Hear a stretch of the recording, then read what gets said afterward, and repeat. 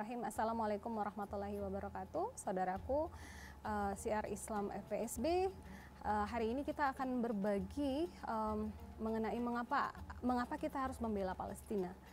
Kita saksikan di televisi maupun di media massa dari hari ke hari setelah serangan 7 Oktober 2023 begitu banyak korban, terutama dari Palestina, lebih dari 30 orang, dan itu tidak sedikit dari anak-anak dan wanita yang menjadi korban.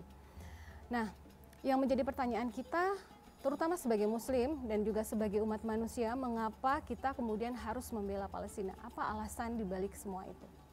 Ada beberapa hal yang akan saya sampaikan di sini sehingga kemudian menjadikan kita semakin bersemangat untuk membela Palestina, baik lewat postingan-postingan kita di media massa ataupun kita bisa mengisi seminar untuk menyerukan ceasefire ataupun memberikan bantuan-bantuan baik dana, kemudian makanan dan sebagainya kepada Palestina.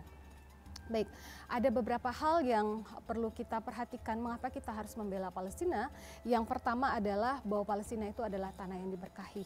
Ya, jadi dalam sebuah surat dalam Al-Quran dikatakan, dan artinya, dan kami jadikan antara mereka dan antara negeri yang kami limpahkan berkah kepadanya beberapa negeri yang berdekatan, dan kami tetapkan antara negeri-negeri itu jarak perjalanan, berjalanlah kamu di kota-kota itu pada malam dan siang hari dengan aman.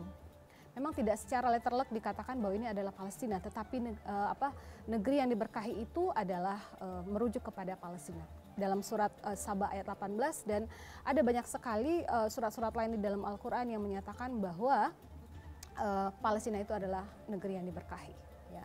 Tidak hanya itu, tetapi juga Palestina adalah negeri para nabi dan rasul. Ada banyak sekali nabi dan rasul yang menyebarkan dakwah di sana. Begitu, ada Nabi Ibrahim, Nabi Yakub, Nabi Yusuf, Nabi Lut, Nabi Daud, Nabi Sulaiman, Nabi Zakaria, Nabi Yahya, dan Nabi Isa, dan banyak lagi nabi yang lain. Begitu. Jadi memang kenapa kemudian Palestina ini disebut negeri yang diberkahi. Begitu juga kalau kita lihat bagaimana negeri Palestina ini sangat subur, layaknya sebuah negeri yang diberkahi.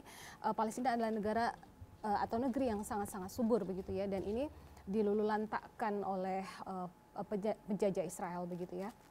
Kemudian yang kedua, alasan yang kedua adalah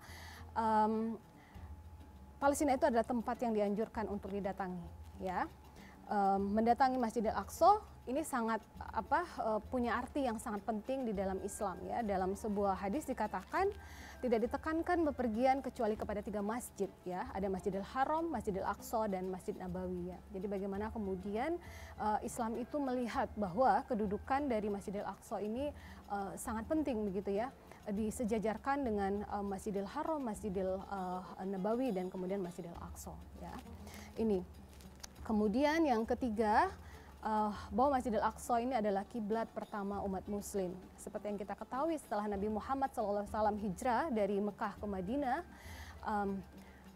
Nabi kemudian diperintahkan oleh Allah untuk menghadap ke Masjidil Aqsa sebagai kiblat pertama. Memang tidak lama, sekitar 17 bulan, tetapi itu menjadikan sesuatu hal yang penting bagi kita, mengingat bahwa Masjidil Aqsa ini adalah masjid pertama bagi umat Islam. Kemudian yang ketiga, bahwa Masjidil Aqsa ini adalah lokasi Isra Mi'raj Nabi Muhammad SAW, di mana setelah Isra Mi'raj itu kita semua sebagai Muslim diwajibkan untuk menjalankan ibadah sholat begitu ya. Dan ini menarik ya, kalau kita lihat ya, Nabi Muhammad melakukan perjalanan malam melalui Isra Mi'raj ini dari Masjidil Haram ke Masjidil Aqsa ya, kemudian menuju Sidratul Muntaha. Ada hal yang menarik di sini ya. Kalau misalnya Allah menganggap bahwa Masjidil Aqsa ini bukan sesuatu yang penting, maka tidak akan ada transit ya dari Masjidil Haram bisa langsung kalau kita naik pesawat bisa direct flight menuju Sidratul Muntaha. Tetapi Allah ingin kemudian menunjukkan bahwa Masjidil Aqsa ini penting, sehingga kemudian Nabi Muhammad SAW diminta untuk transit ya di Masjidil Aqsa. Kemudian Nabi Muhammad SAW menjadi imam ya di hadapan para nabi begitu ya, seluruh nabi dari Nabi Adam sampai Nabi Isa begitu. Ini menunjukkan bagaimana bahwa negeri yang penting ya posisinya. Jadi ini juga alasan kenapa kemudian Masjidil Aqsa ini penting untuk kita bela.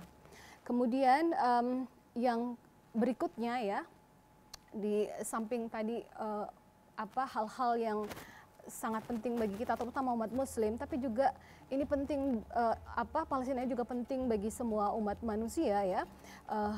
Kenapa? Terutama kita orang Indonesia ya, karena pasca kemerdekaan Indonesia tahun 1945 ya, 17 Agustus 1945, negara pertama yang secara de facto mengakui Indonesia sebagai negara yang mereka adalah Palestina, walaupun mereka sendiri dalam sandera penjajahan, tetapi mereka secara de facto ikut mengakui Indonesia sebagai negara yang merdeka. Ini sangat penting sekali buat kita ya. Ini diwakili oleh Syekh Muhammad Amin Al-Husaini ya, yang mengakui kemerdekaan Indonesia, dan ini menjadi penting juga secara psikologis Indonesia dengan Palestina mempunyai kedekatan. Bahkan kalau kita lihat ketika di era pemerintahan SBY, Indonesia pernah mengalami tsunami ya di Aceh.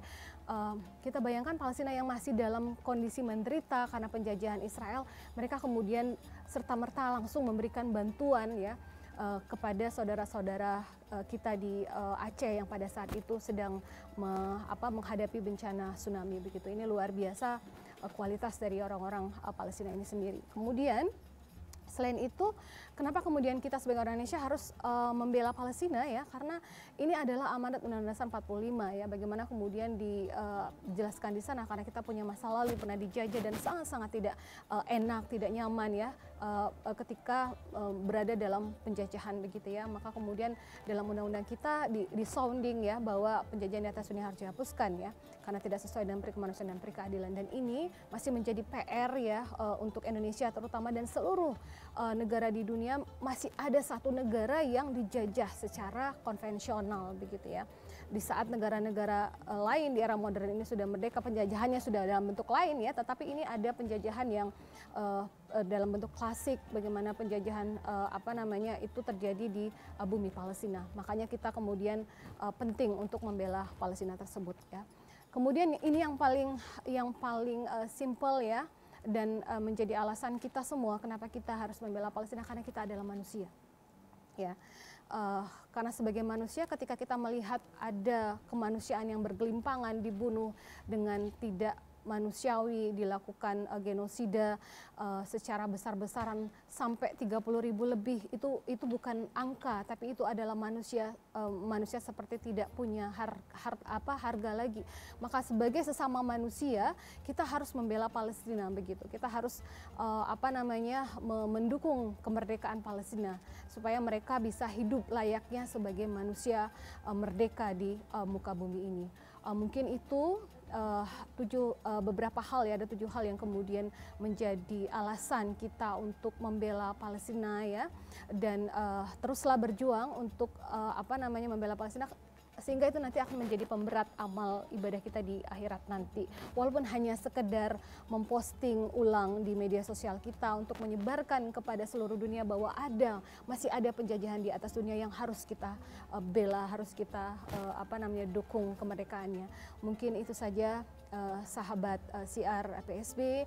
Semoga yang sedikit ini menjadi amal soleh buat saya dan buat semua teman-teman yang mendengarkan dan menonton begitu. Terima kasih atas kesempatannya. Kita tutup dengan sama-sama lapas hamdalah. Alhamdulillahirabbil alamin. Wassalamualaikum warahmatullahi wabarakatuh.